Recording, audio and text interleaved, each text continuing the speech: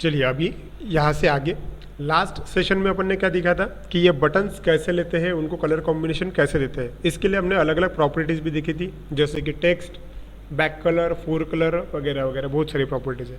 लेकिन अभी मुझे क्या करना है, इसके ऊपर कोड लिखना है। ठीक है, चलो ठीक है, तो फिर कोड लिखते हैं। अभी देखो फिलहाल क्या करना है, मुझे इस पेज पे काम नहीं करना है, मुझे नया पेज चाहिए और उसके ऊपर मैं बटन लूँगा और उसके ऊपर मैं काम करूँगा। ठीक है, देखो अब कैसे करते हैं। प्रोजेक्ट में अलग अलग पेजेस आप बना सकते हो। अभी मुझे नया पेज चाहिए, तो देखो अगर आपको नया पेज चाहिए तो go to website and add new item, वहाँ पे क्लिक करो। क्लिक करते से ही आपको डायलॉग बॉक्स आ जाएगा। आपको जो पेज चाहिए आप सिलेक्ट करो, वेब फॉर्म, ठीक है, और वेब फॉर्म में नेम, आपको जो भी नाम देना आप दे सकते हो, नहीं दिया तो भी चलेगा, वो अपने आप वही नाम ले लेगा। लेकिन मैं चाहता हूँ कि मुझे एक बार ये नाम देना है। ठीक है, तो एक काम करता हूँ, मैं बटन प्रोग्राम करके नाम देता हूँ, बटन प्रोग्राम। याद रहे जब अपन नाम देते कोई फाइल का तो उसके बीच में गैप नहीं होनी चाहिए, इसलिए मैंने बटन प्रोग्राम ऐसा नाम दिया। और जस्ट ऐड बटन पे क्लिक कर देता हूँ। क्लिक किया मैंने ऐड बटन पे, हो गया। देखो एक ब्लैंक पेज जो है मेरे सामने खुल गया है। ज़रा मैं विजुअल सॉल्यूशन एक्सप्लोरर पे नज़र डाल लेता हूँ। देखो दिख रहा है क्या आपको, बटन कंट्रोल इसके पहला वाला एग्जांपल था, और ये अभी आपने बटन प्रोग्राम ये लिया, मतलब पहली अभी लेटेस्ट फाइल है।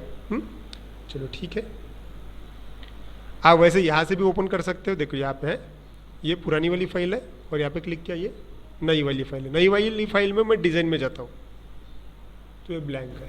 पुरानी वाली फाइल में यहाँ से बंद कर देता हूँ, बंद। ठीक है, अभी कौन सा पेज चालू है मेरा, बटन प्रोग्राम। ठीक है, अब मुझे यहाँ पे बटन लेके देखना है और उसके ऊपर कोड लिखना है। ठीक है, बटन लेते हैं, दिख रहा है यहाँ पे भाई टूल बॉक्स में बटन है, जस्ट डबल क्लिक करो वहाँ पे, आ गई बटन। ठीक है, ओके। और मुझे क्या करना है, मुझे इसके ऊपर टेक्स्ट जो चाहिए वो सबमिट ऐसा लिखा हुआ चाहिए। तो कैसे करेंगे फिर अपन, इसके लिए टेक्स्ट नाम की प्रॉपर्टी आती है, तो उसमें जाना पड़ेगा आपको। कलर कॉम्बिनेशन, टेक्स्ट चेंज करना, फॉन्ट बड़ा करना, ऐसा कुछ भी करना होगा तो आपको याद आना चाहिए कि इसकी प्रॉपर्टी में जाना पड़ेगा। चलिए, तो अभी फ़िलहाल मैं प्रॉपर्टी में जाता हूँ। सिलेक्ट किया मैंने बटन को, यहाँ पे आया मैं, प्रॉपर्टी का नाम है टेक्स्ट, और टेक्स्ट प्रॉपर्टी में मैं लिखता हूँ सबमिट, एंटर।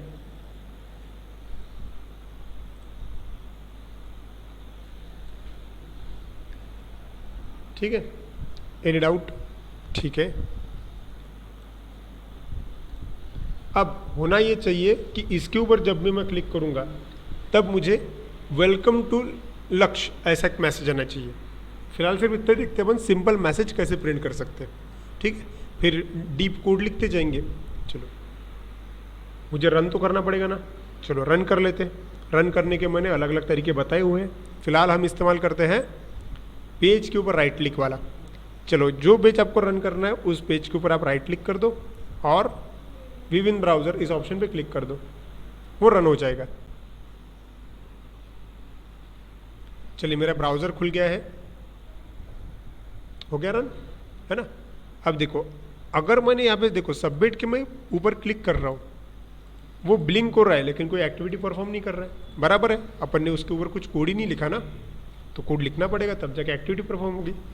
चलिए, तो कोड लिखने से पहले आपको अगर कुछ बटन को कलर वगैरह कुछ देना है आप दे सकते हो। ठीक है, चलो कर लेते हैं। एक काम करता हूँ, मैं सिलेक्ट किया बटन को और कुछ ऑपरेशन छोटे मोटे मैं डिज़ाइन के कर लेता हूँ। जैसे कि मुझे सपोज उसको बैक कलर देना है, तो आपको मालूम है कि बैक कलर करके प्रॉपर्टी होती है और उसके ऊपर अपन बैक कलर दे सकते हैं। ये हो गया बैक कलर। वो जो सबमिट वर्ड है उसका फॉन्ट ना बड़ा चाहिए, अपने को थोड़ा बड़ा दिखना चाहिए। तो देखो उसकी और एक प्रॉपर्टी है, क्या है, फॉन्ट। इसको अगर आपने एक्सपांड किया तो देखो यहाँ पे ऑप्शन ही ऑप्शन आते हैं। मुझे बोल्ड ट्रू करना है, मतलब बोल्ड दिखेगा, वो बड़ा दिखेगा, और साइज़ जो है वो बड़ी चाहिए, मतलब मीडियम कर लेता हूँ मैं। अब देखो फ़र्क, बटन में फ़र्क आया, मतलब बड़ा दिख रहा है बटन। चलो इतना ठीक है। अब मैं इसको रन करना चाहता हूँ। रन करने के लिए आपको क्या करना पड़ेगा, जस्ट इसको सेव करना, हमेशा याद रखना रन करने से पहले प्रोग्राम सेव होना ज़रूरी है। क्लिक किया मैंने, सेव कर दिया और रन करना है। रन करना है तो ऑलरेडी एक बार अगर रन किया मतलब वो रन ही रहता है हमेशा, बस आपको रिफ्रेश करना है, राइट क्लिक एंड रीलोड। हो गया, चलो आउटपुट आ गया। करना ये है हमको कि जब सबमिट बटन के ऊपर क्लिक होगा तब वेलकम टू लक्ष्य आईटी सॉल्यूशन ऐसा मैसेज आना चाहिए। ठीक है, करके देखते हैं। इसका मतलब क्या, कोड लिखना पड़ेगा ना। बटन के क्लिक के ऊपर आपको एक्टिविटी परफॉर्म करनी है, मतलब उसके ऊपर कोड लिखना पड़ेगा। अब एक चीज़ याद रखना हमेशा, अगर आपको कोई भी कंट्रोल के ऊपर कोड लिखना है तो उस कंट्रोल को पहले नाम देना ज़रूरी होता है। ठीक है, अब इसका नाम क्या है ये देख लेते पहले। सिलेक्ट किया, मैंने लास्ट सेशन में बताया था कि कंट्रोल का नाम मतलब आईडी। देखो इस कंट्रोल का नाम मतलब आईडी, आईडी में क्या लिखा हुआ है, बटन 1, मतलब इस कंट्रोल का नाम क्या है, बटन 1। अगर मैं और कोई दूसरा कंट्रोल लेता था तो उसका नाम रहता था बटन 2, फिर बटन 3, बटन 4, मतलब जितने भी कंट्रोल आप लोगे उसके हिसाब से वो नाम ऑटोमेटिक सिस्टम सेट कर देती है। लेकिन हमने कभी भी इन नामों को इस्तेमाल नहीं करना। ठीक है, हम अपने खुद के नाम जो है कंट्रोल को देना चाहिए, जो एक्टिविटी कंट्रोल पे परफॉर्म होने वाली है उसके ऊपर से। देखो लास्ट सेशन में मैंने ये बताया था कि बटन को अगर नाम देना है तो कीवर्ड इस्तेमाल करना BTN, मतलब बटन, और उसके ऊपर जो कुछ भी लिखा रहेगा, जैसे कि सबमिट लिखा हुआ है तो वो वहाँ पे लिख डालना, तो उसका नाम हो गया BTN सबमिट। क्लियर हुआ। अगर वहाँ पे कैंसिल का बटन होता तो आप नाम क्या देते थे, BTN कैंसिल। रजिस्ट्रेशन का बटन होता तो नाम रहता था BTN रजिस्ट्रेशन। आई होप आपको क्लियर हो गया है। चलो ठीक है, मैंने नाम तो दे दिया, सेव भी कर लिया। अब मुझे लिखना है कोड। हमारा एम ये है कि हमको मैसेज चाहिए, बटन के क्लिक पे मैसेज आ जाना चाहिए। तो लेकिन मैसेज कब आएगा, इमेजिन करो कि यूज़र ये है, उसने रन किया हुआ है, यूज़र को दिख रहा है कि सबमिट का बटन है। मैसेज एक्सपेक्टेड है सबमिट बटन के क्लिक पे, क्लिक करने के बाद मैसेज चाहिए ना आपको। ठीक है, तो फिर क्या करोगे, चलिए अगर आपको कोड लिखना है यहाँ पे एकदम ही इजी वे से लिख सकते हैं आप कोड को। अगर आपको कोड लिखना है तो जिस कंट्रोल के ऊपर कोड लिखना है उसके ऊपर बस डबल क्लिक कर दो, हो गया। देखो बटन के ऊपर कोड लिखना है तो बटन को सिर्फ डबल क्लिक कर दो, जस्ट डबल क्लिक, है ना, हो गया। एक पेज ओपन हो गया है। देखिए मैंने पेज को थोड़ा बड़ा किया, दिख रहा है आपको। मुझे बताइए ये कोड जो है ये आप लोगों ने लिखा क्या, नहीं, ये अपने आप आया हुआ है। सिस्टम क्या करती है, कोड एग्जीक्यूट होने के लिए जो कुछ भी कुछ इंपॉर्टेंट फाइल्स रहती है, लाइब्रेरीज रहती है, वो सिस्टम खुद ब खुद नेम स्पेसेस रहती है ऐड कर देती है, खुद ब खुद ऐड करती है। ठीक है, तो ये क्या है, काय के लिए इस्तेमाल किया, इसके लिए इतना टेंशन लेने की ज़रूरत नहीं है। ठीक है, ओके। सेम ऐसा समझो कि जिस तरह से सी लैंग्वेज में हमें प्रिंटफ स्कैनअप अगर इस्तेमाल करना है तो फिर आप stdio.h, हाँ stdio.h, फिर conio.h, अलग अलग प्रकार की हेडर फाइल से आप ऐड करते थे। सेम वैसा ही, बस सी लैंग्वेज में आपको खुद को लिखना पड़ता था, यहाँ पे ये रेडीमेड है। ओके, अब देखो जब आपने बटन पे क्लिक किया तो आपको यहाँ पे दो इंपॉर्टेंट ब्लॉक आए हुए हैं। देखो यहाँ पे ये यहाँ से लेके यहाँ तक के एक ब्लॉक है और ये यहाँ से लेके यहाँ तक के एक ब्लॉक है और कर्सर यहाँ पे ब्लिंक कर रहा है। ठीक है, ये दो ब्लॉक बहुत इंपॉर्टेंट है, ज़रा इनको समझ लेते हैं। देखो कर्सर किस ब्लॉक पे ब्लिंक कर रहा है ये इंपॉर्टेंट है। हाँ यहाँ पे देखो, इसको पढ़ो, protected wide BTN submit click, मतलब बटन सबमिट पे जब क्लिक होगा तब ये वाला ब्लॉक एग्जीक्यूट होने वाला है। इसको बोलते हैं इवेंट हैंडलर। ये नाम सुना होगा तुम लोगों ने, है ना। ऐसे ही और एक इवेंट हैंडलर यहाँ पे क्या है, पेज लोड, मतलब क्या, ये जो ब्लॉक है ये ब्लॉक का कोड कब एग्जीक्यूट होगा, जब पेज लोड होगा।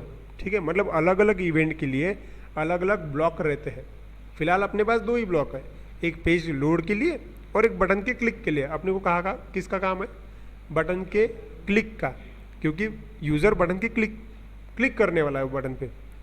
तो कोड भी कहाँ लिखना चाहिए, बटन के क्लिक वाला जो ब्लॉक होगा उसके ऊपर, है ना। तो ये यहीं पे अपने को कोड लिखना है, इतना क्लियर हो गया। ठीक है, अब कोड लिखना क्या है, सिंपल, हमको सिर्फ एक मैसेज प्रिंट करना है। ठीक है। ASP.NET में अगर आपको कोई भी मैसेज प्रिंट करना हो, जिस तरह से सी लैंग्वेज में आप printf लिखते हो, C++ में आप cout लिखते हो, बराबर। अगर जावा होगा तो system.out.println लिखते हो। सेम वैसे ही यहाँ पे अगर ब्राउज़र पे कुछ भी आपको प्रिंट करना है तो फिर आपको इस्तेमाल करना पड़ेगा response.write, ठीक है, response.write। हम इसको लिखेंगे डिटेल में, response.write, WRITE। रिस्पॉन्स एक्चुअली एक ऑब्जेक्ट है, उसकी एक मेथड है राइट नाम की, ठीक है। R कैपिटल है और W कैपिटल है, ये इंपॉर्टेंट चीज़ है यहाँ पे। और response.write और ब्रैकेट में डबल कोट्स में जो भी आप मैसेज पास करोगे वो मैसेज प्रिंट हो जाएगा। तो ठीक है, हमने को क्या करना है, वेलकम टू लक्ष्य IT सोल्यूशन मैसेज चाहिए, ठीक है, वेलकम टू लक्ष्य IT सोल्यूशन, ठीक है, सिंपल मैसेज लिखा मैंने, चलो हो गया।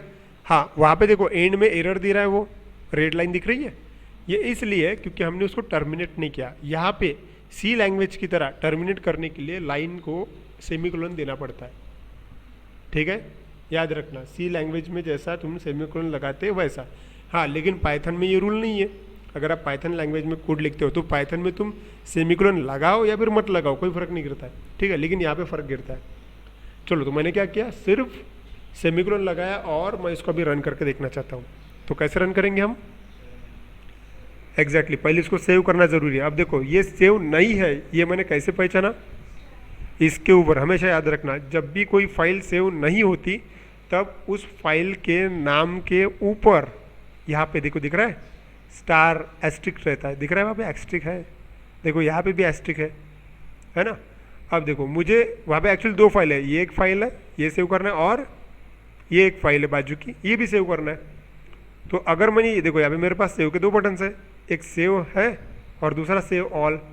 अगर सिर्फ मैंने सेव पे बटन क्लिक किया तो सिर्फ ये सिंगल वाली फाइल सेव होगी, लेकिन मैं चाहता हूँ कि एट ए टाइम दोनों ही सेव हो जाए, टाइम बच जाएगा, सेव ऑल।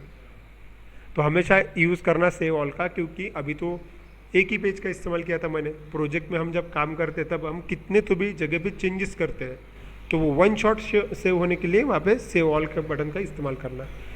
एनीवे, मैं अभी इसको रन करता हूँ, सेव किया मैंने, रन करते हैं। रन तो ऑलरेडी है ही वो, बस आके रिफ्रेश कर देते हैं। चलिए रिलोड कर दिया है मैंने, ओके। अब क्या करेंगे, सबमिट बटन के ऊपर क्लिक करेंगे। हम चाहते हैं कि हमारा मैसेज आ जाए वहाँ पे, राइट। चलिए ये मैंने किया क्लिक, समझा क्या हुआ, वेलकम टू लक्ष्य एक मैसेज वहाँ पे आ गया। यही तो मैसेज हम एक्सपेक्ट कर रहे थे। कोई डाउट इसके ऊपर, ऐसा कुछ नहीं होगा कि भाई ये समझा नहीं, एकदम ही ईजी है वो, कुछ भी नहीं उसके अंदर, एक लाइन का कोड लिखा सिर्फ तुमने प्रिंट करने के लिए, ठीक है। अब ज़रा ध्यान दो, ये जो मैसेज है response.write से प्रिंट किया हुआ, ये ब्राउज़र में बाय डिफ़ॉल्ट हमेशा टॉप कॉर्नर पे ही प्रिंट होता है। अभी आपने देखो बटन भी उधर ही है और क्लिक करने के बाद मैसेज भी टॉप कॉर्नर पे ही प्रिंट हुआ। तुम बोलोगे कि सर ये मैसेज यहाँ पे सेंटर में होना चाहिए, तो ये response.write में नहीं होता, उसके लिए आपको अलग कंट्रोल इस्तेमाल करना पड़ेगा। आपको ध्यान रखना है, response.write सिर्फ सिंपल मैसेज प्रिंट करने के लिए होता है वेब ब्राउज़र के ऊपर, ठीक है। आपको लोकेशन मतलब सही लोकेशन पे प्रिंट करना है तो फिर उसके लिए कंट्रोल्स अलग अलग है, तो वो मैं बताऊंगा आपको। लेकिन फिलहाल आई होप आपको यहाँ पे कोई डाउट नहीं होगा, है ना। चलो ठीक है, मैं वापस आता हूँ, सेव है अपना। ये हमारा आज का पहला प्रोग्राम है, तो अगर आप लिखना चाहते हो तो लिख सकते हो, ठीक है। अब इसको अगर आप बुक में लिखना चाहते हो तो कैसे लिखोगे, देखो पहले तो ये ड्रॉ करना पड़ेगा, मतलब एक विंडो ड्रॉ करना बुक में, और ये बटन ऐसा ड्रॉ करना, ठीक है। और एरो दे के नाम देना, इसका नाम हमने BTN सबमिट लिखा था याद से, और ये होने के बाद फिर हम इसके ऊपर का कोड लिखेंगे यहाँ से यहाँ तक, ठीक है। चलिए लिख लीजिए। अब थोड़ा कोडिंग को मैं आपको समझा देता हूँ। देखो इसमें आपको ये लाइन तो समझ में आ गई है, response.write इससे प्रिंट होता है, लेकिन इसके ऊपर जो लाइन है देखो, ये protected void something something, right. अब ये क्या है, देखो प्रोटेक्टेड जो है, आपने ये वर्ड इससे पहले भी सुना होगा, पब्लिक, प्राइवेट, प्रोटेक्टेड, ये एक्सेस स्पेसिफायर है, ठीक है। उसके बाद में BTN सबमिट, मतलब ये आपके कंट्रोल का नाम है। उसके ऊपर कौन सा इवेंट हो रहा है, तो क्लिक इवेंट हो रहा है, ओके। और ये जो ब्रैकेट है, इस ब्रैकेट में यहाँ पे दो आर्गुमेंट्स होते हैं, एक होता है सेंडर और एक होता है ये ई। अब होता क्या है, देखो, सेंडर मतलब किस कंट्रोल की वजह से इवेंट परफॉर्म हुआ उसका इंफॉर्मेशन इसके अंदर होता है। जैसे कि बटन, ये कंट्रोल है, बटन के क्लिक पे एक्टिविटी हुई, मतलब बटन की इंफॉर्मेशन सेंडर के अंदर रहेगी। और ये जो ई होता है उसका टाइप देखो क्या है, इवेंट, मतलब ये ई के अंदर इंफॉर्मेशन रहती है कि कौन सा वाला इवेंट परफॉर्म हुआ। तो बटन क्लिक हुई तो क्लिक इवेंट परफॉर्म हुआ। अलग अलग प्रकार के इवेंट होता है, की अप, की डाउन, माउस मूव, वैसे ही बटन के लिए क्लिक इवेंट है। तो वो जो इन्फॉर्मेशन रहती है वो इसके अंदर रहती है।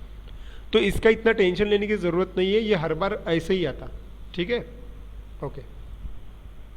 तो चलो फिर आगे बढ़ते हैं, अगला वाला प्रोग्राम करते हैं, राइट। अभी तो हमने बहुत ही सिंपल प्रोग्राम देखा।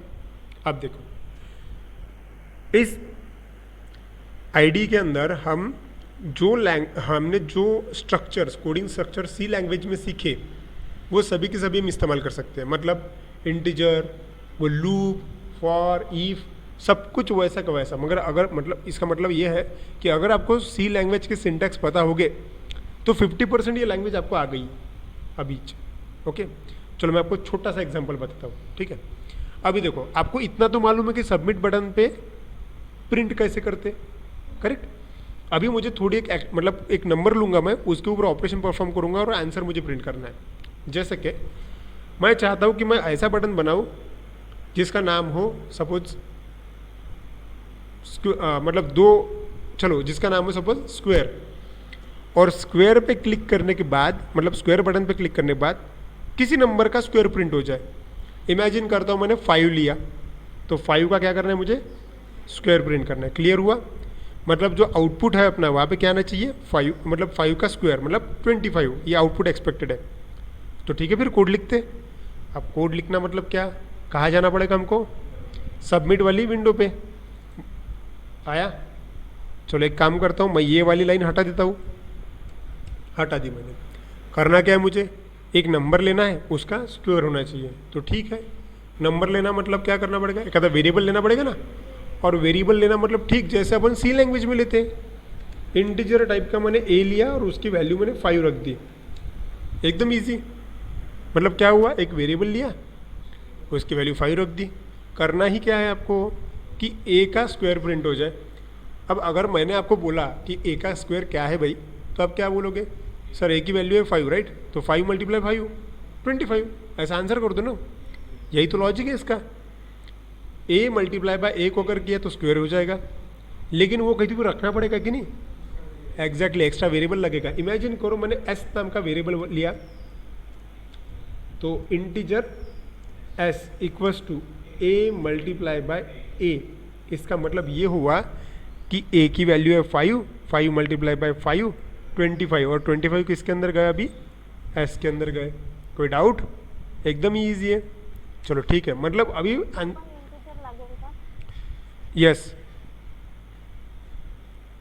इंटीजर वहाँ पे इस्तेमाल करना पड़ता है, ठीक है, वहाँ पे डेटा टाइप लिखना ज़रूरी है, ओके। अब आंसर तो मेरा निकल गया है, एस के अंदर मेरा आंसर है, प्रिंट ही करना है ना सिर्फ। चलो प्रिंट करने के लिए अपने पास तो ऑप्शन है रिस्पॉन्स डॉट राइट, आप सब कुछ प्रिंट कर सकते हो। आप रिस्पॉन्स डॉट राइट को आंखों के सामने लो, डबल कोट्स के अंदर आप जो कुछ भी लिखते हो वो वैसा का वैसा ही प्रिंट होगा हमेशा, ठीक है। चलो अगर प्रिंट करके देखना है आपको, रिस्पॉन्स डॉट राइट, ब्रैकेट में किसको पास करना है आपको, जो आंसर है आपका वो एस को पास करना है आपको। लेकिन अगर आपने डबल कोट्स में एस अगर लिख दिया तो प्रॉब्लम ये है कि वो एस को वैसा का वैसा ही प्रिंट कर देगा। मतलब आउटपुट क्या आएगा, आपको एस लिखा हुआ आएगा। आपको एस थोड़ी ना चाहिए आउटपुट में, आपको चाहिए 25 जो उसके अंदर वैल्यू है, करेक्ट। अगर ऐसा है मतलब आपको कोई वेरिएबल की वैल्यू प्रिंट करनी है तो आपने सिर्फ उसको विदाउट कोट लिखना है। समझ में आया, देखो जूम किया मैंने, अगर मैंने डबल कोट्स दिए होते तो ये वैसा का वैसा ही प्रिंट होता, ठीक है। मैंने अगर विदाउट कोड अगर लिए तो उसके अंदर जो कुछ भी है वो प्रिंट होगा। तो चलो एक बार रन करके देखता हूँ मैं और चेक कर लेते कि कैसा दिखता है। सेव कर लिया मैंने, एक बार बस रिलोड करता हूँ, right click and reload, continue है। बटन पे जब मैंने क्लिक किया तब क्या हुआ, 25 आंसर आया, राइट। आंसर बराबर है आपका, कोई डाउट? एकदम ईजी है इसमें। चलो, लेकिन मैं चाहता हूँ कि मेरा आंसर ऐसा नहीं चाहिए, मुझे आंसर ऐसा चाहिए था, स्क्वेयर इज और फिर 25। इसका मतलब क्या, मैसेज तो लेना पड़ेगा ना। हाँ, स्क्वेयर इज मतलब लिखना तो पड़ेगा। हाँ, तो जो मैसेज है वो हमेशा काय में रहता है, डबल कोट्स में। तो मैं लिखता हूँ एग्जैक्टली स्क्वेयर इज, लेकिन एस ने एरर दिया हुआ है।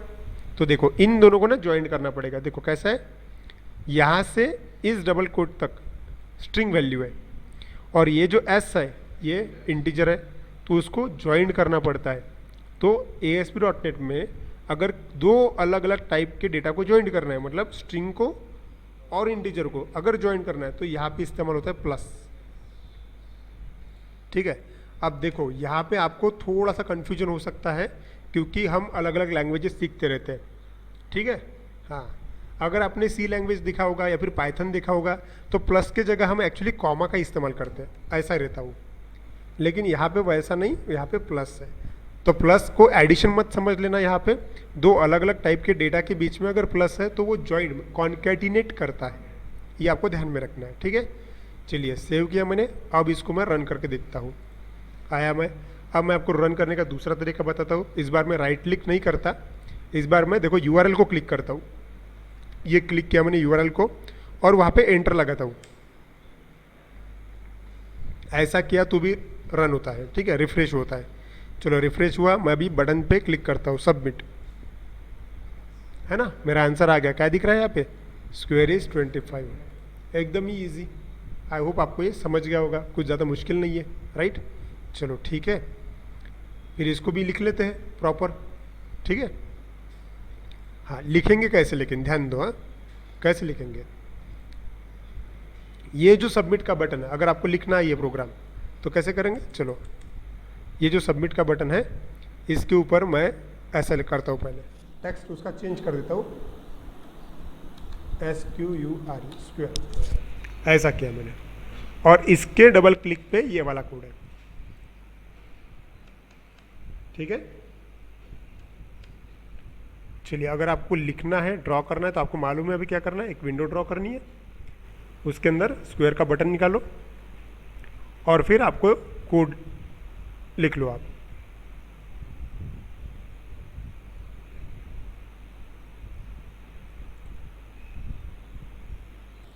कोड अगर लिखना है तो इवेंट हैंडलर लिखना है, सिर्फ पूरा कोड नहीं लिखते बैठना है, सिर्फ उतना।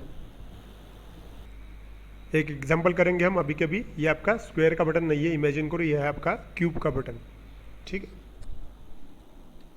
क्यूब, एंटर लगाया, ये हो गया क्यूब का बटन। अभी क्या एक्सपेक्टेड है फिर, अगर किसी ने इसके ऊपर क्लिक किया तो 5, ये फिक्स वैल्यू है, 5 का बस क्यूब प्रिंट हो जाए।